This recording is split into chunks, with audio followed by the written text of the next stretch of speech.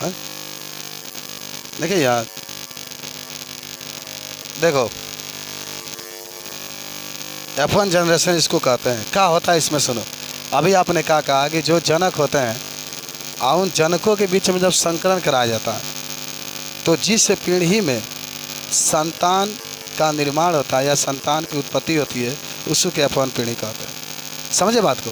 माने जनक के लिए दोनों जनकों के बीच में आपने संकरण कराया, तो जनक के बीच में जब संकरण कराते हैं तो जिस पीढ़ी में कोई संतति या कोई जीव बनता है उसी के F1 पीढ़ी कहते हैं। याद हुआ क्या? अरे अभी आपने देखा था ना, मान लो तो सुनो, मान लो कि आपके पास कैपिटल आर है, मान लो कि ये गोल बीज है, ठीक है, गोल का है बीज है, स्मॉल आर स्मॉल आर। ये मान लीजिए कि गोल होगा तो गोल का विपरीत क्या होता है आपका भाई? गोल का होता है झुर्रीदार होता है। अब आपने क्या किया, इनके बीच में संकरण कराया, तो यहाँ से डबल एल तो एक आर निकलेगा। अभी आपको जस्ट बताए युग्मक बनते समय, और यहाँ से स्मॉल आर निकलेगा और दोनों मिल जाएंगे तो कैपिटल आर स्मॉल आर बनेगा ना। अब इस कैपिटल आर और जो स्मॉल आर बनेगा इसको क्या कहेंगे? माने जो बना है उसका नाम होगा संकर गोल बीज। अच्छा, गोल क्यों कह रहे हैं मालूम है ना? गोल हम लोग इसलिए कह रहे हैं क्योंकि कैपिटल आ गया, कैपिटल आर प्रभावी होता है, ठीक है। तो आपने क्या कहा कि जब ये जनक है भी जनक है, दोनों जनकों के बीच में संकरण कराया गया, तो जिस पीढ़ी में जो संतति उत्पन्न होते हैं या जिस पीढ़ी में जो नया जीव बनता है उसी पीढ़ी को हम लोग क्या कहते हैं? F1 पीढ़ी कहते हैं, यानी F1 जनरेशन कहते हैं। हो गया, बात खत्म। इतनी सी बात है। तो लिखो, जब जनकों के मध्य संकरण कराया जाता है, जनकों के मध्य संकरण कराया जाता है, तो जिस पीढ़ी में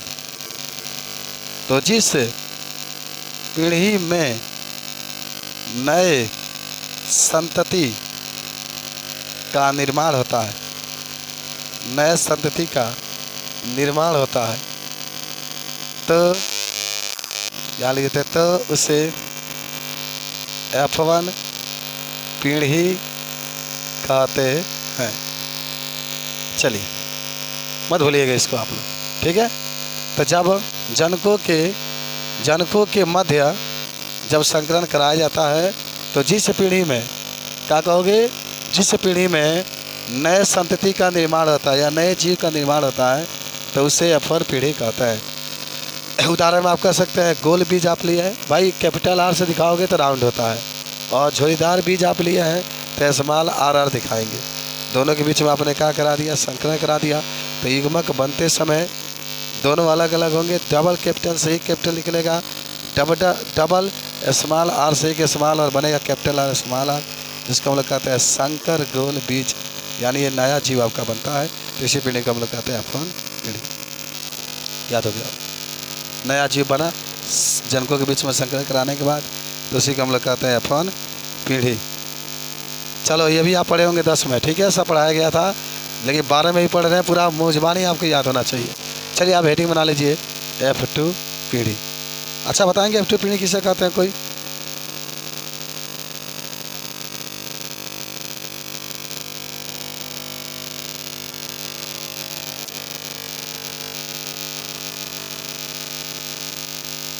चलिए, राम लड़की सही बताइए कि जब F1 पीढ़ी का स्वपरागण कराया जाता है, तो जो जीव नए माने पीढ़ी में बनते हैं उसी के F2 पीढ़ी कहा जाता है। अभी आपने देखा भी था, सूरज जब आए थे ना, वह कैसे बना था?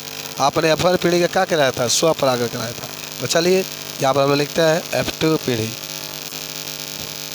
F2 पीढ़ी लिखिए कि जब F1 पीढ़ी के मध्य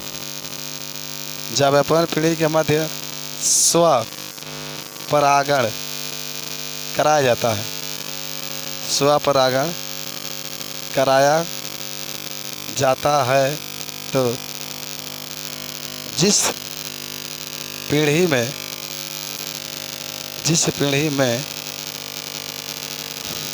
नए संतति का निर्माण होता है तो उसे F2 पीढ़ी कहते हैं। चलिए भाई, उसको क्या कहते हैं? F2 पीढ़ी कहते हैं। अच्छा, याद रखिएगा, थोड़ा सा हम बता देते हैं उदाहरण में, याद रखिएगा उदाहरण में।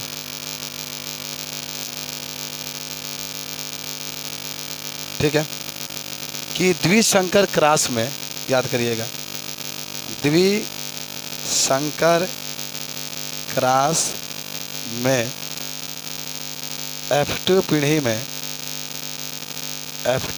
में फिनोटाइप का अनुपात क्या होता है? बताओ, फिनोटाइप का अनुपात क्या होता है?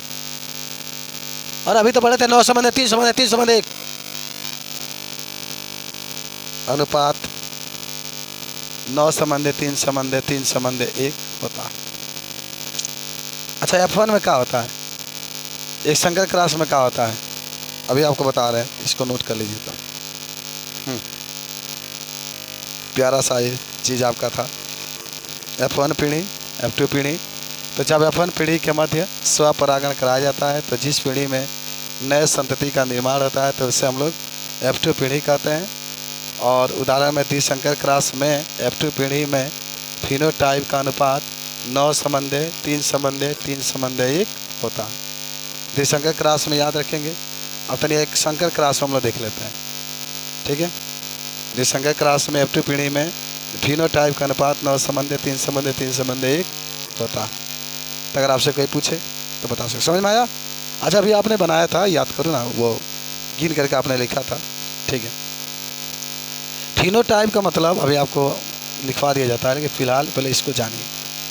अच्छा, अगर कोई पूछे आपसे कि सर एक संकर क्रॉस में फिनोटाइप और जीनोटाइप का अनुपात क्या होता है F2 पीढ़ी में, तो सुनिए ना, आइए हम आपको बताते हैं। खूब ध्यान से समझिएगा, ठीक है ना? चले समझते हैं। देखो, आज जो पढ़ रहे हो ना, बहुत ख़ास चीज़ पढ़ रहे हो। ठीक है, बहुत अच्छा लगता है ये। देखिए, F1 पीढ़ी में, सुनते हैं ध्यान से, F1 पीढ़ी में फिनोटाइप और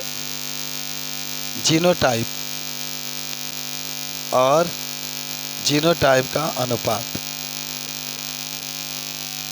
ठीक है भाई, एक संकर, अच्छा F1 पीढ़ी में नहीं, या F1 पीढ़ी में लिख दिया है ना, आगे लिख देना, तथा एक संकर क्रॉस में। ठीक है, तो सुधार करना। देखो क्या लिखे हैं यहाँ, लिखे होंगे F1 पीढ़ी, तो इसको तनी F2 पीढ़ी बना लीजिए, F2 बना लीजिए, सब ठीक है। F2 पीढ़ी में जीनोटाइप और फिनोटाइप और जीनोटाइप का अनुपात तथा एक संकर क्रॉस में। माने एक संकर क्रॉस में क्या होता है आपका? तो सुनिए, इसमें एक संकर क्रॉस आपने कल पढ़ा था, याद है? एक लक्षण को, माने एक जोड़ी विपरीत लक्षण को ध्यान में रख करके जब संकरण कराते हैं, जैसे आपके पास, चलो यही पे लिख देते हैं, एक कैपिटल R, चलो कैपिटल R लिखोगे, चाहे कैपिटल T लिख लेते हैं। भाई कैपिटल T का मतलब क्या होता है? लंबा। भाई प्रभावी लंबा है, इसका उल्टा क्या हो जाएगा? बावला। चलो, यहाँ से एक T निकलेगा, यहाँ से एक स्मॉल T निकलेगा, और F1 पीढ़ी में क्या बन जाएगा? Capital T small T। ये F1 पीढ़ी आपका हुआ। अच्छा, F2 पीढ़ी कैसे प्राप्त होता है? F2 पीढ़ी F1 में क्या कराते हैं? स्वपरागण, यानी कैपिटल T गुणे कैपिटल T स्मॉल T, स्वपरागण हो गया ना। तो कैसे होगा मालूम है आपको? अब इसमें होगा स्वपरागण। तो देखो, इसमें 4 प्राप्त होते हैं आपके। कैसे होंगे? देखो, स्वपरागण होगा, देखो यहाँ पर बना देते हैं, ठीक है ना? यहाँ capital T small T cross capital T small T, देखो 4 प्राप्त होंगे। एक में कैपिटल T स्मॉल T, एक में कैपिटल T स्मॉल T, ऐसे नहीं लिखेंगे भाई। इसके लिए तो समझना, इसके लिए यहाँ पर लिखोगे भाई, क्रॉस के पहले वाला यहाँ पर लिख लो, क्रॉस के बाद वाला यहाँ पर लिख लो। जगह इसके पहले आप द्विसंकर क्रॉस में किए थे, क्रॉस के पहले वाला यहाँ पर लिख लो, क्रॉस के बाद वाला यहाँ पर लिख लो। चलो, तो इसका ऐसा मल्टीप्लाई करो तो capital T capital T capital T small T capital T small T small T small T, ठीक है, ये प्राप्त आपका हो गया। तो यहाँ से बताओ आप फिनोटाइप का अनुपात, फिनोटाइप का अनुपात क्या होगा? आए, फिनोटाइप का मतलब होता है ना, देखना है कि लंबा और संबंध भावना, कितने लंबे है कितने भावना है, बस उसी को देखना है। तो लंबा कितने हो रहा है? 1 2 3 होंगे भाई, जहाँ भी कैपिटल टी आ गया लंबा तो 3 हो गया। तो 3 संबंध या 1 क्या हो रहा है? भावना हो रहा है, तो 3 संबंध 1 आ जाएगा। समझिए ले, माने फिनोटाइप का मतलब होता है देखो कितने लंबे है कितने भावने, बस लिख करके देखो। इसको दृश्य प्रारूप कहते हैं। जीनोटाइप आ जाओ, जीनोटाइप, जीनोटाइप, जीनोटाइप पर आ जाओ। तो जब जीनोटाइप पर आएंगे तो काउंटिंग करो, कैपिटल टी कितने हैं, कैपिटल टी स्मॉल टी कितने हैं, और दोनों स्मॉल टी कितने हैं, ये ना 3 है। तो कैपिटल टी तो क्या इतना 1 है, तो 1 संबंध है, कैपिटल टी स्मॉल टी 1 यहाँ पर 1 यहाँ पर 2 संबंध है 1, ये हमारा आंसर आ गया। बात समझे? तो अगर एक संकर क्रॉस में F2 पीढ़ी में फिनोटाइप का कहेगा तो 3 संबंध है 1, और जीनोटाइप का कहेगा तो 1 संबंध है 2 संबंध है 1 आपका हो जाता है। इसको नोट कर लो जल्दी से।